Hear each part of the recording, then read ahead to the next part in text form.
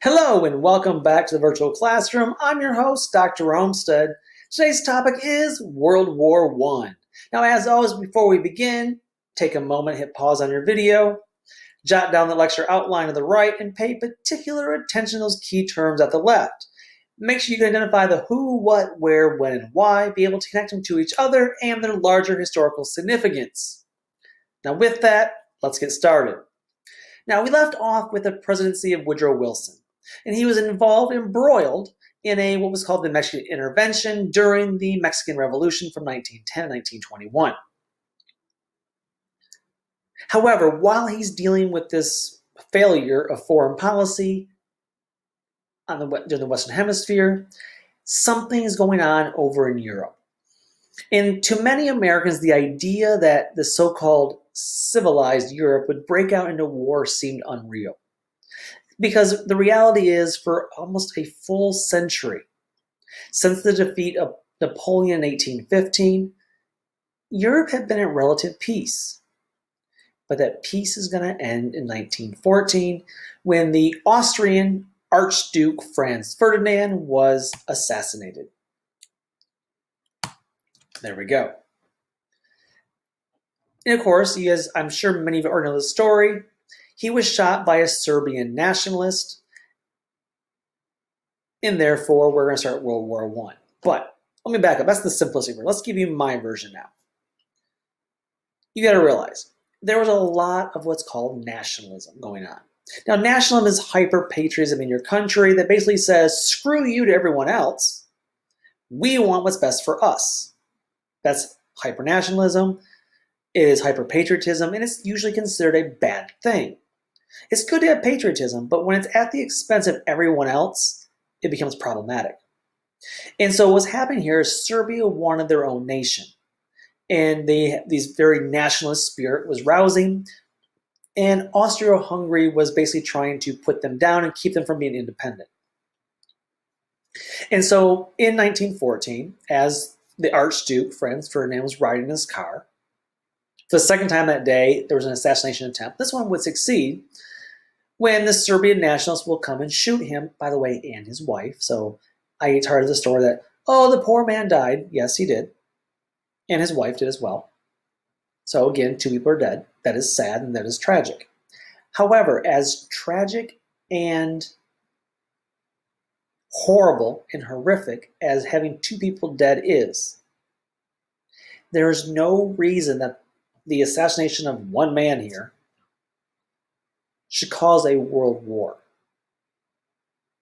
that will cause the untold death of millions. So what happens next? Why is it? Because theoretically, what should happen next? Okay, a Serbian nationalist kills the Archduke Franz Ferdinand of Austria-Hungary. It's very simple. Austria-Hungary should punish Serbia. Bring the man to justice, and if they really want to, punish Serbia a little bit. Makes sense. That's how you would handle it, right? Wrong. And the reason it's wrong is because of what became known as the alliance system. You see, during the 19-teens, early 20th century, the German Chancellor, Otto von Bismarck,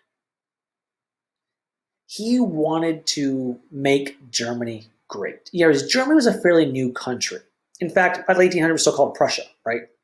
And he wanted to ensure that Germany's hegemony was sound.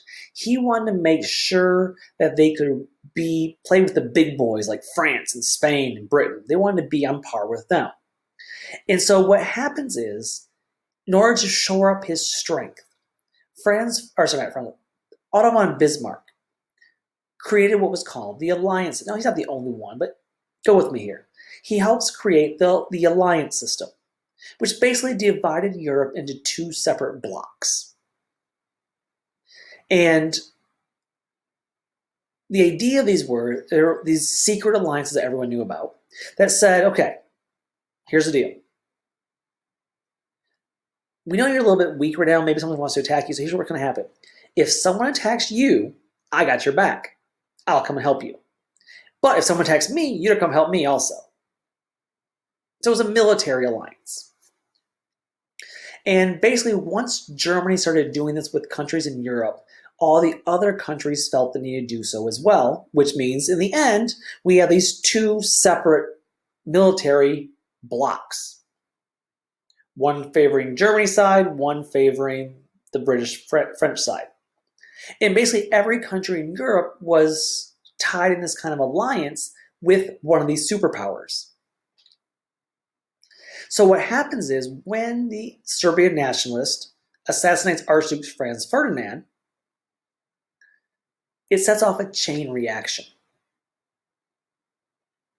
Now, if you want to know this in great detail, take a good European history course. Take a great European history course.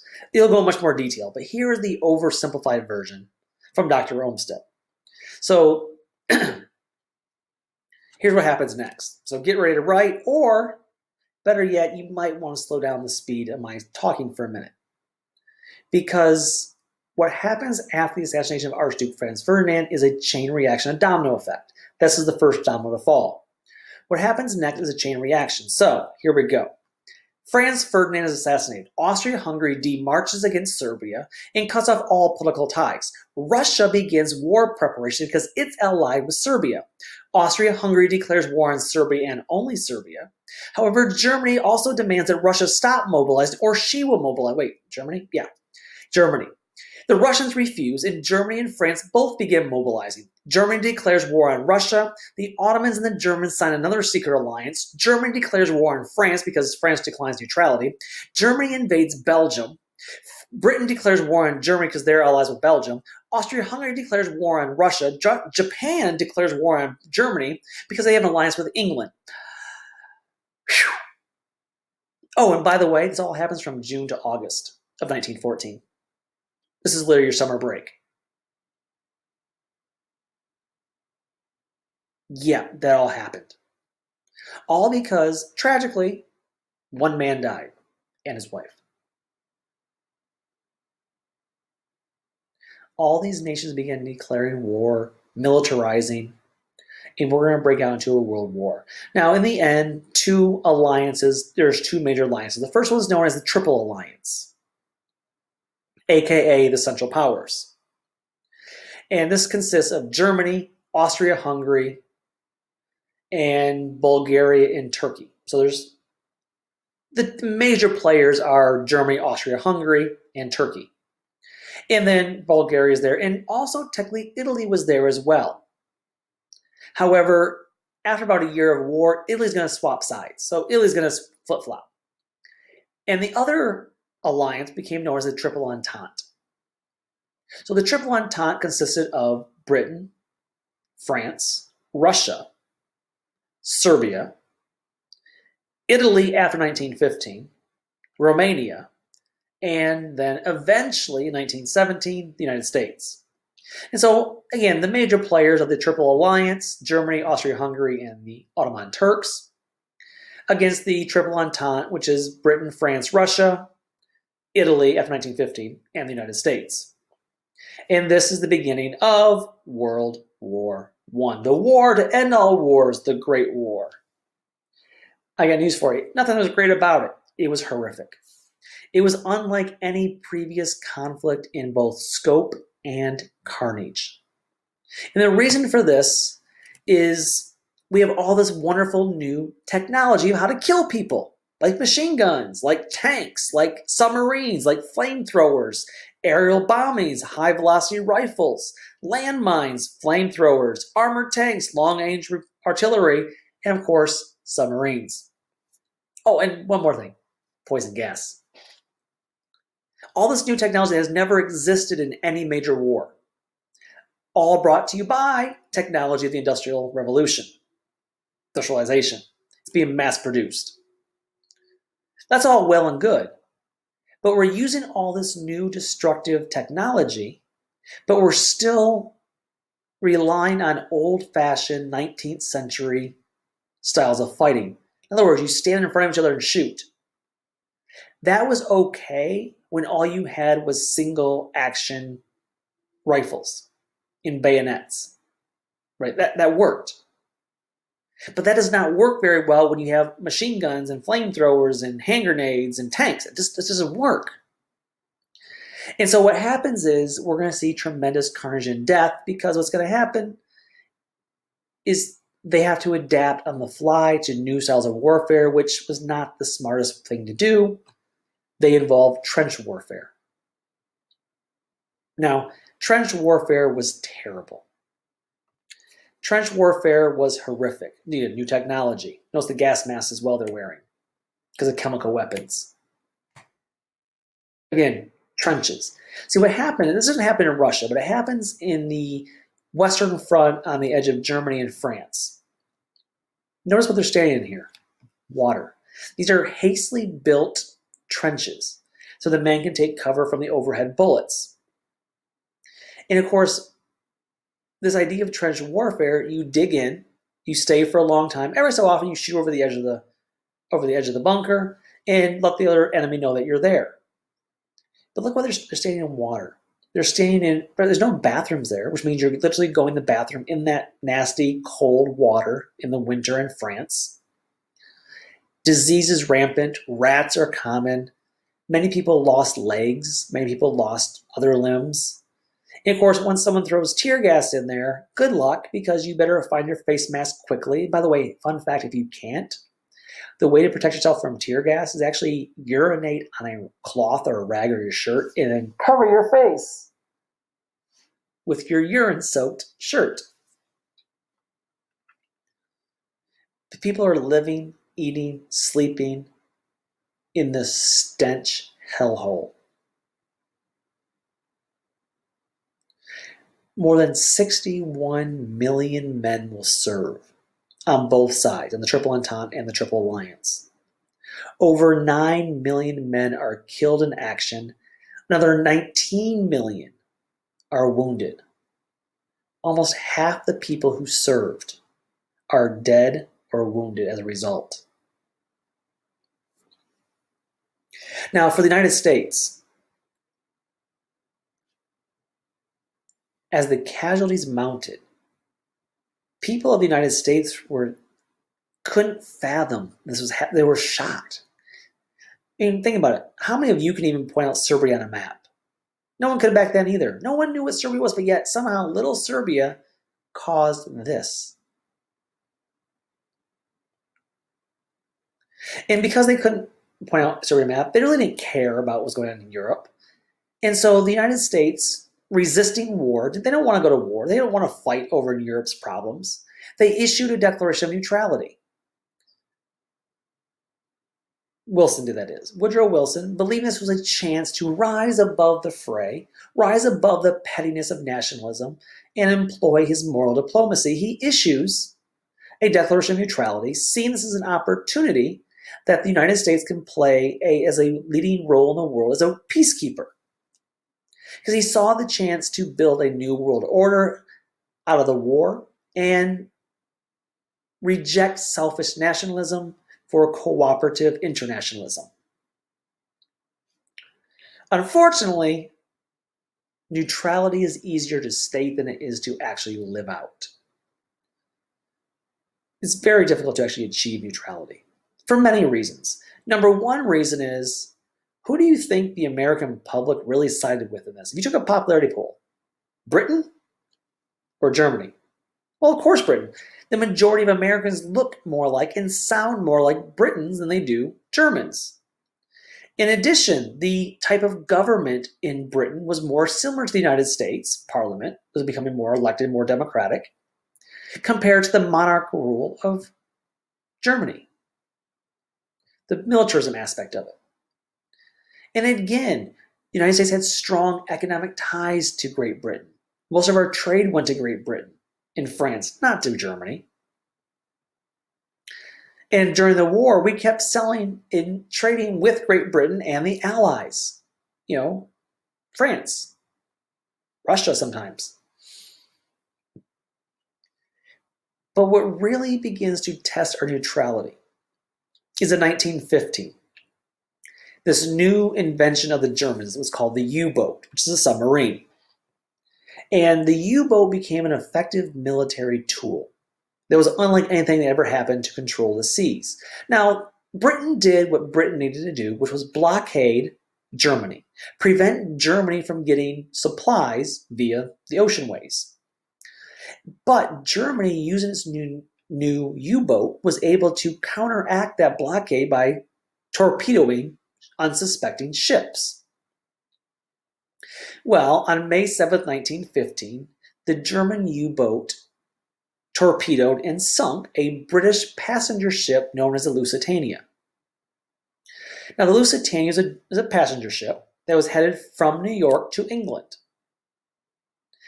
The U-boat fired a torpedo, hitting one of the main ship's boilers. The ship sank, killing 1,200 men, women, and children, including 128 Americans.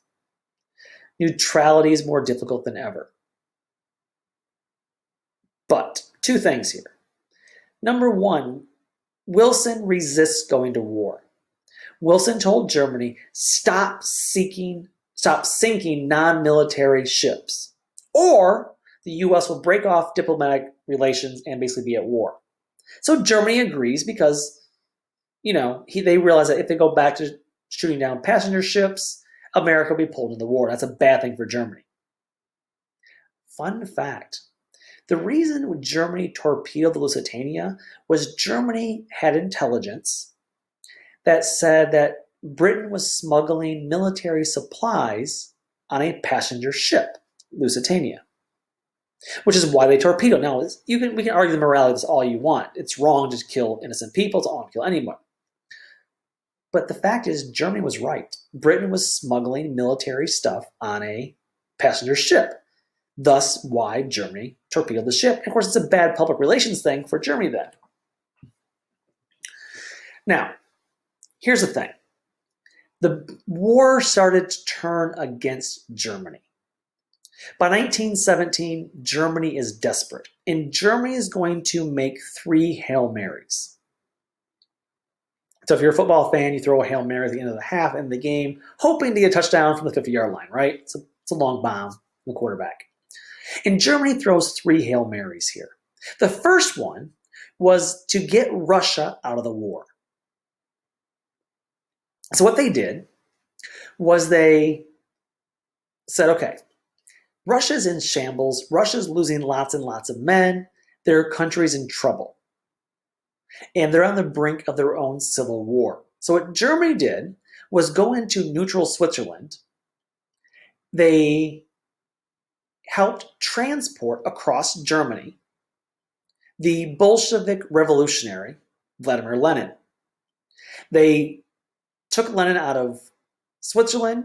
They put him on a train across Germany and took him all the way and dumped him in Russia.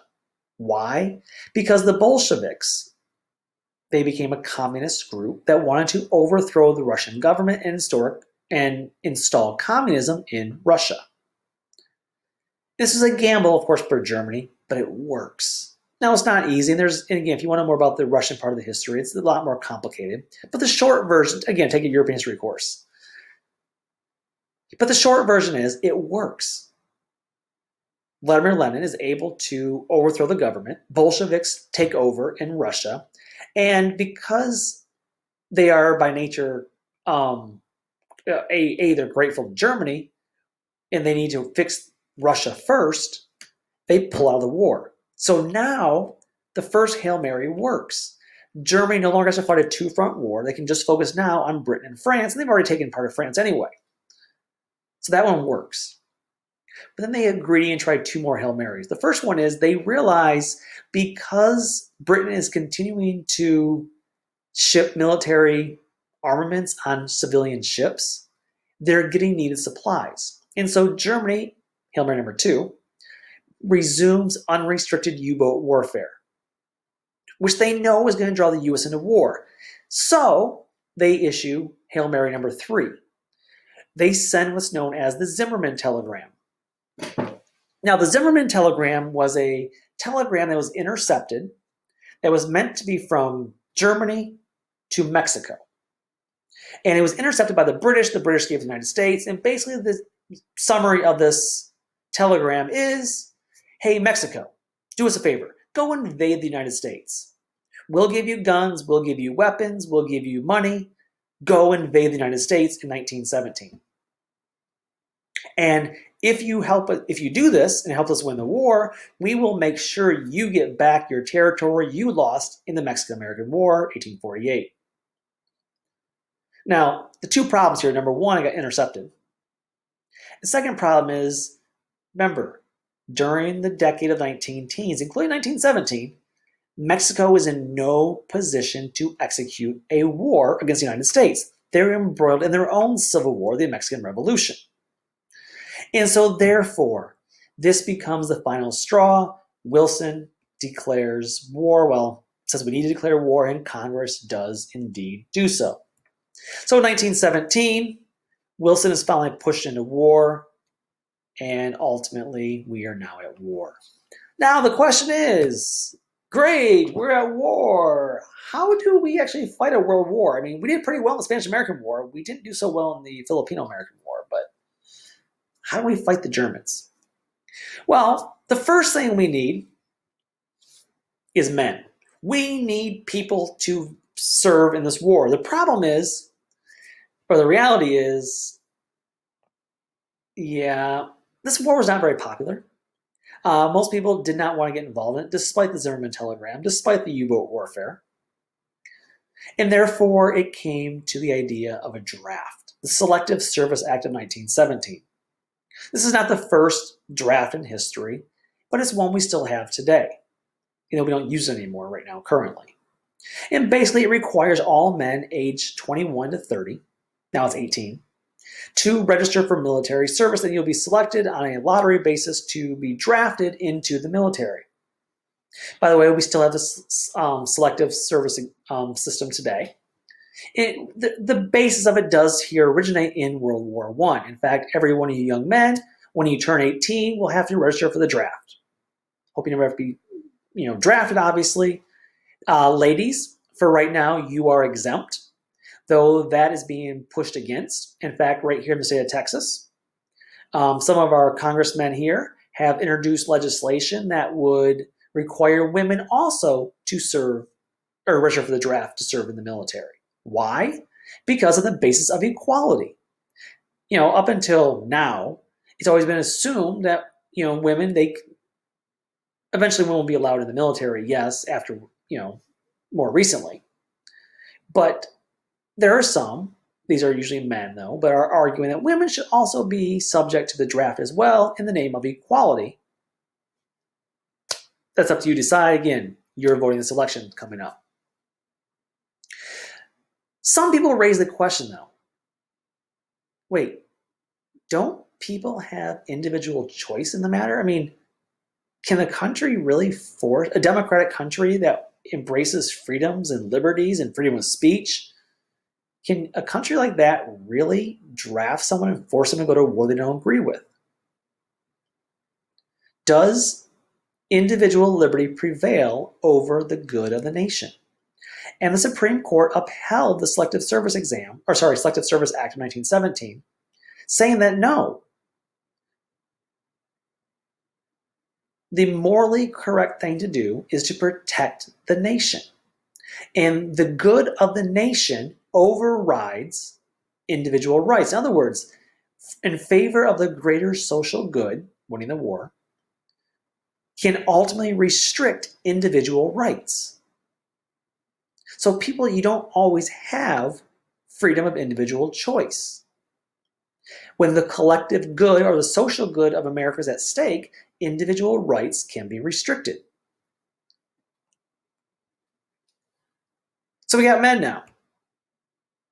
And again, most troops who serve in World War I will be drafted. Not a very popular war to be actual, volunteer for. Second part we need economic mobilization.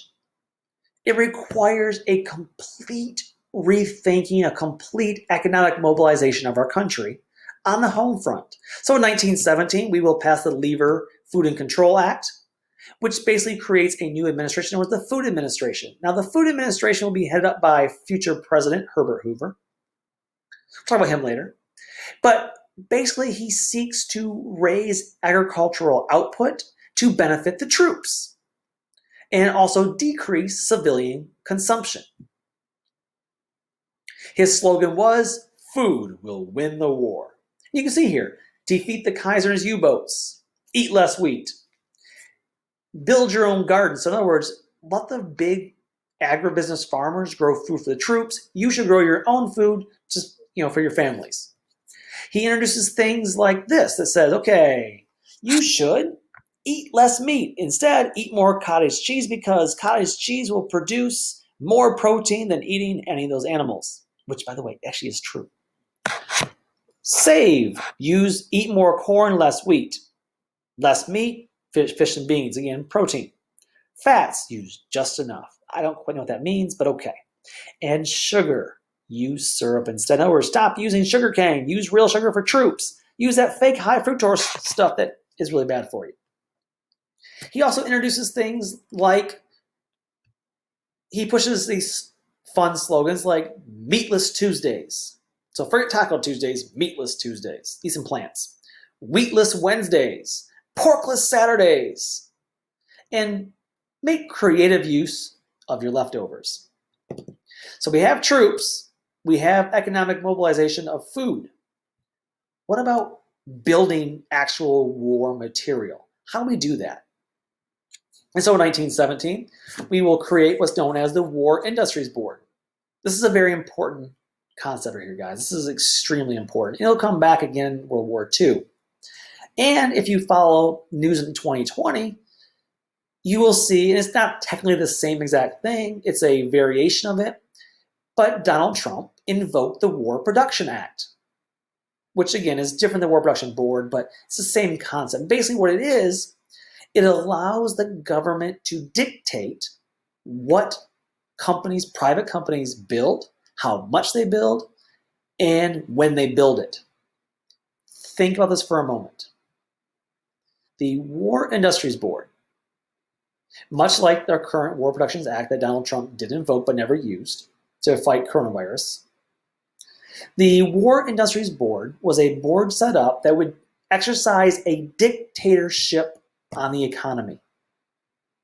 Because it's telling private companies what to build, when to build, how much to build. Forcing them to build what the country needed to fight the war. Screw their profits. Talk about a radical change. I mean, this is a government takeover of actual businesses. So progressives didn't do that. But under Wilson, during the war, and to be fair, after the war was over, they relinquished control. But during the war, they were able to tell private businesses what to build, how much to build, when to build it, and exercise a complete dictatorship on the economy. Is that legal?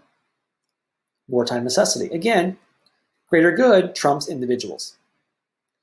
And ultimately what this board did was allocate raw materials, all in the name of the greater good of the war. So fantastic now. We have troops, we have food, we have war armament.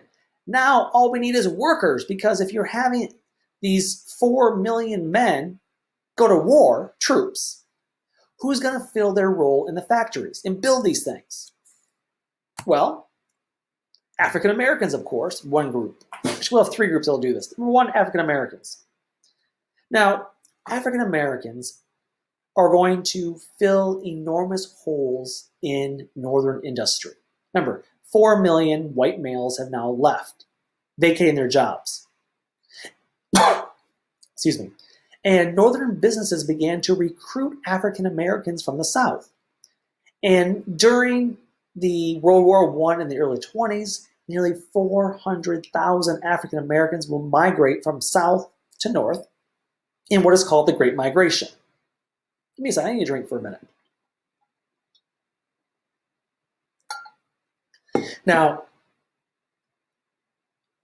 this is known as the Great Migration. Please make a note in your notes, especially if you've had the first half of U.S. history. This is the Great Migration of World War I regarding African Americans. This is different than the Great Migration of 1630, which involved Puritans. You'd be amazed, students get this mixed up. And so this Great Migration takes place in World War I, especially in the 1920s, where nearly 400,000 Southern blacks will move north to take part in northern industries. Now remember, African Americans see World War I as a golden opportunity. Because there were some that said, why are we fighting for America when we're treated so badly here? Valid point. But African Americans saw World War I as an opportunity to advance equal civil rights. Remember, Wilson frames World War I as a fight for democracy. And so they're African Americans like, hey, we're fighting for democracy abroad, so we should also expand democracy at home and give us equal rights too, right? Now, there were some on the other side that says, no. In fact, a leading black newspaper in Baltimore said, quote, let us have a real democracy for the United States, and then we can devise a house clean on the other side of the water, unquote. In other words, let's enact democracy here before we try to fix other countries abroad. Nonetheless, over 1 million African Americans will respond to the draft. About 370,000 will take part in the fighting as well. And of course, they will fight in segregated units. They'll be given substandard clothing. They'll be given substandard shelter, and generally mistreated. However, what the war does do is instill a greater, stronger urge for civil rights for Black Americans here at home. Again, fight for democracy abroad, we should fight for it here at home as well. So they will fill, African Americans will fight in the war, but they will also fill some vital holes in industry. But not enough. So who else fills those roles? Women. Women will be tremendously impacted by the war. They support the war effort in more traditional ways, like organizing war bond drives, collecting food stuff, conserving food, like always. But women became much more mobilized in new ways. They began to work in traditionally male industries. They worked in armament industries, building war materials. They built in machine shops, steel and lumber mills, chemical plants. Women view this as an opportunity with open arms. Yes, women were doing so-called men's work. Now, please note, this is not World War II here. World War II is a whole separate beast. During World War I, this was largely only single young women who would be employed. The idea was if you had kids, you couldn't go to work, so therefore you had to be young, single, to actually go and participate in these jobs for the most part. And of course, once the war is over, women will be encouraged by both society and unions to go back to the kitchens, and go back to being a woman after the war. But it was women's performance and production for the war effort that really got Woodrow Wilson to support a national suffrage amendment. In 1918, he told the Senate, Wilson told the U.S. Senate, saying they better give women the right to vote because, quote, women were vital to winning the war, unquote. And yeah, it'll take 2 more years to actually be ratified. But while it was people like Alice Paul that pushed them forward, it was women's role in taking men's jobs to build war materials that really convinces Woodrow Wilson, like, yep, we better give women the right to vote because they're vital to win the war. And if we don't give them the right to vote, they're going to revolt. So fantastic. We African Americans, women have left their traditional roles. They're working in factories now. But in the midst of all this, the United States began to fear immigrants once again. Because remember, this war is being created by those Eastern European nations, right? That's where it started at, Serbia, right? Austria-Hungary. And there became a strong xenophobia that if you weren't 100% American, you were problematic, right? You could be detrimental to our country. And so during 1917, during this war push, right, this getting the war, the United States also passed an immigration act. It's the first comprehensive immigration act in our history, right? We've had, the initial constitution, like what is a citizen? But up until this point in U.S. history, we never had a comprehensive immigration act until 1917. And it's just titled the Immigration Act of 1917. And you'll notice Woodrow Wilson vetoes it, but Congress overrides his veto. So what does this act actually do? Well, number one, it will reinforce both Chinese exclusion and the gentleman's agreement to ban Asiatic countries. So they put a big circle around Asian, says not allowed. It also defines categories of people who are deemed ineligible for immigration. So people we don't want in our country. And it names them very specifically. Let me name a few of them to you. So Asians, obviously. Illiterates, prostitutes, criminals, contract laborers, unaccompanied children, idiots, epileptics, the insane, paupers, diseased and defective people, alcoholics, remember we're already past prohibition, beggars, polygamists, anarchists, which wait, that's a political persuasion, but violence, they don't want that. And basically anyone non-white, because if you're non-white, you can't become a citizen according to our laws still. Oh, wait, I forgot one more group. Sociopaths.